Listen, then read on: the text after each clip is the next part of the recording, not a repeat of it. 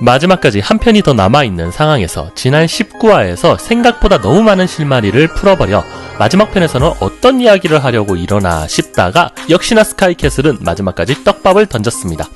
하지만 마산너구리는 해나가 한서진의 친엄마인가 아닌가 보다 해나가 한서진의 친엄마가 되면서 벌어지는 김주영의 진짜 목적에 대해 주목해보려 합니다.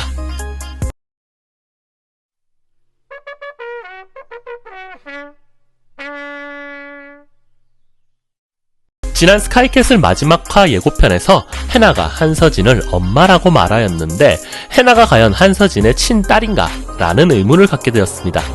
하지만 해나가 돌아가신 엄마에 대한 그리움과 단순한 잠꼬대로 인해 한서진을 엄마로 부르며 껴안았다면 그간 치밀한 구성의 역대급 드라마라 불려온 스카이캐슬이라 할 수 없겠죠. 때문에 해나는 어린 시절 예서와 바꿔치기든 뭐든 한서진의 친딸일 확률이 매우 높아졌는데 우리는 여기서 해나가 한서진의 친딸인가 아닌가 보다 왜 김주영은 해나가 한서진의 친딸임을 알면서도 죽음으로 몰았는가를 파헤쳐보겠습니다. 우선 해나의 추락으로 인해 자살이냐 타살이냐에 대한 논란이 굉장히 많았습니다.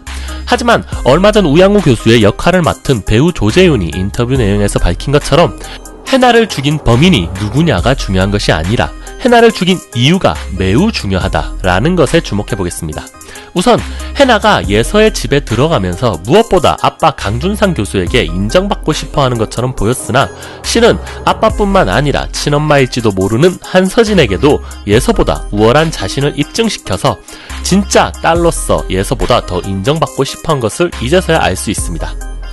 때문에 예서에게 밀려 2등을 하게 된 해나가 우주 앞에서 이건 공정하지 못해 라고 했습니다. 자, 그렇다면 이런 상황에서 왜 김주영 선생은 해나를 죽일 수밖에 없었을까요? 결론부터 말하자면 김주영 선생은 예서를 K를 대신한 본인의 친딸로 만들고자 한 것입니다. 지금까지 밝혀진 김주영 선생의 목적은 아이들을 우수한 대학에 진학시키는 것이 아닌 천재성을 지닌 아이들을 선별하여 부모와 그 아이들 모두를 불지옥에 떨어뜨리는 것이었습니다. 그러나 예서의 경우 공부와 성공에 대한 동기가 매우 분명했고 부모와의 유대관계가 긍정적이진 않았지만 딱히 와해시킬 만한 요인이 부족했던 것이었죠. 때문에 김주영은 예서를 강준상과 한서진의 곁에서 철저히 떼어놓기 위한 작업을 시작했습니다.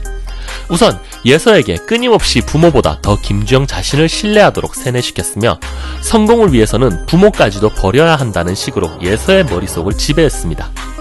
그리고 강준상과 한서진의 연결고리를 가진 해나를 집으로 들이라고 적극 지시하였고 해나가 예서 집에 들어간 이후 예서와 강준상 그리고 한서진의 갈등이 고조되었으며 최종적으로 친딸이었던 해나가 죽음에 처하면서 강준상과 한서진 모두가 맹분 상태로 만들어졌고 자연스레 예서는 부모와의 연결고리를 모두 끊게 되고 김주영에게 의지하게 되는 것이었습니다.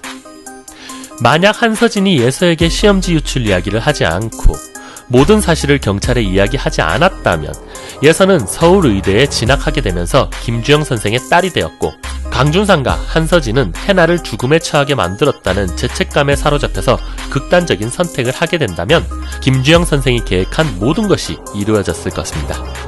소름 돋는 스카이캐슬의 마지막 편에서 이 모든 이야기가 뇌피셜일지 진실일지 확인해보겠습니다.